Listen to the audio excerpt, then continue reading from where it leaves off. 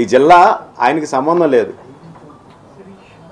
కానీ మేము ఏప్రిల్ 19న మేము నిర్ణయం తీసుకున్నప్పుడు గతంలో జనవరి 8న అనుకున్నాం.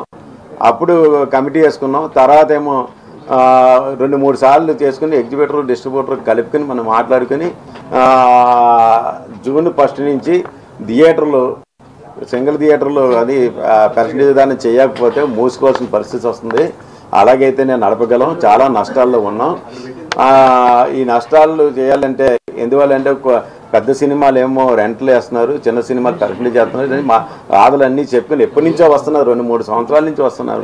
దాన్ని మేము ఏదో అనుకుని పర్సెంటేజ్ విధానం చేసుకుంటే ఎంతో కొంత మేము బాగుంటాం, డిస్ట్రిబ్యూటర్ బాగుంటారు అన్న ఉద్దేశంతో మేము ఏప్రిల్ 19 పెట్టుకున్నాం. మేము 19న పెట్టుకున్న టైంలో జూన్ నుంచి అనుకున్న టైంలో జూన్లో కూడా ఏమనుకున్నాం, బంద్ అన్న ప్రసక్తి ఎత్తలేదు. మేము థియేటర్లు బంద్ కావాలితే చూసుకుని థియేటర్లు బంద్ అని చేయలేదు. మూసి అయితే అంటే వర్కౌట్ కాకపోతే ఎలాగ కోవిడ్ టైంలో మాకు అలవాటు అయిపోయింది థియేటర్లు మూసేయడం. ఒకవేళ పర్సెంటేజ్ విధానం అయితే చూద్దాం, లేకపోతే ఇబ్బందిగా ఉన్న థియేటర్లు మూసేసుకుంటామని చెప్పాం. కానీ బంద్ అన్నది అసలు ఎట్టి పరిస్థితుల్లో చేయలేదు. ఇదే విషయం నేను ఏప్రిల్ మే 13న ఒక జర్నలిస్ట్ అడిగిన ప్రశ్నలకి సుమారు గంట పావు జరిగింది. మా ఇద్దరికి సినిమాలకు సంబంధించిన కష్టసుఖాలన్నీ చెప్పుకొని అందులో ఆయన అడగడం అయితే జూన్ నుంచి మూసివేస్తారని అడగడం జరిగింది.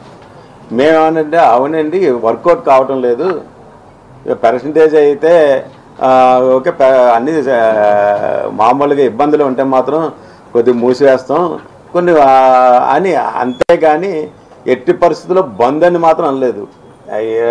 అది అసలు ఏంటంటే బంద్ అన్నది ఎలాగ అంటాం, ఆల్రెడీ 30వ తారీఖున అన్ని రన్నింగ్ సినిమాలు అన్నీ ఉంటాయి, థియేటర్ ఎలా బంద్ చేస్తాం? అది తప్పు. ఇవ్వకపోతే థియేటర్లో మూసుకుంటాం పెర్సెంట్ అన్నాం, కానీ మేము బంద్ అన్న ప్రసక్తి అనలేదు. దాన్ని ఈ వీడియోలు ఉన్నాయి, ఇవి ఉన్నాయి, అవన్నీ చెప్తున్నారు. ఇదే ఏప్రిల్ 19 జరిగిన మీటింగ్లో మనం అంతకుముందు జనవరి 8వ తారీఖున మీటింగ్లో కూడా ఈ విషయంలో, ఎందుకంటే మాతోటి పాటు గీతా వాళ్ళకి సురేష్ వాళ్ళకి కూడా థియేటర్లు ఉన్నాయి, అందరినీ పిలిచారు. పిలిస్తే వాళ్ళ సురేష్ బాబు గారు ఆ రోజు